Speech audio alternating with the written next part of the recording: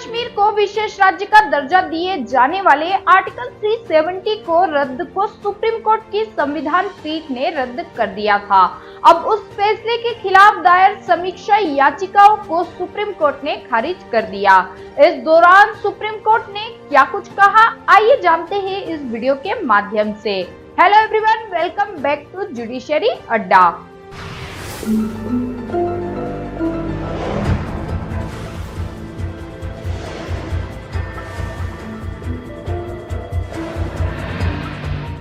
Supreme court ने article 370 से जुड़े अपने फैसले की समीक्षा को लेकर मांग वाली याचिका खारिज कर दी है।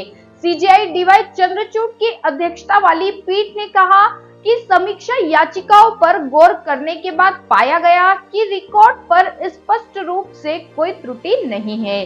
सुप्रीम कोर्ट रूल्स 2013 के आदेश 48 नियम 1 के तहत समीक्षा के लिए कोई मामला नहीं बनता।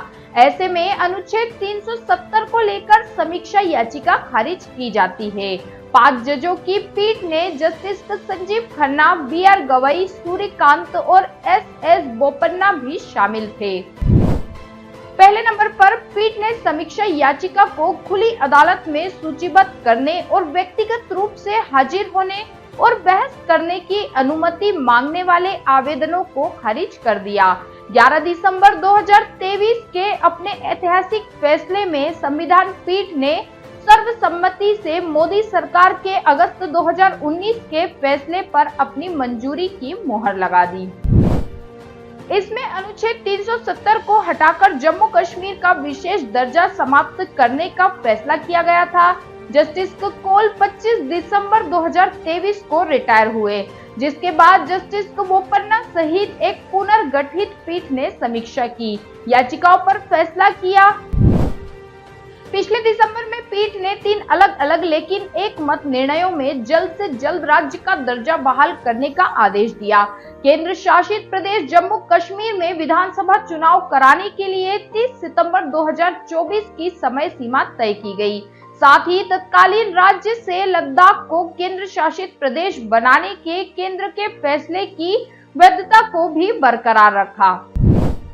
2019 में राज्य को जम्मू कश्मीर और लद्दाख के केंद्र शासित प्रदेशों में पुनर्गठित करने के मामले में पीठ ने इस तर्क को खारिज कर दिया कि अनुच्छेद 3 के तहत इसके लिए विधेयक केवल राज्य विधानमंडल की सहमति से ही पेश किया जा सकता है।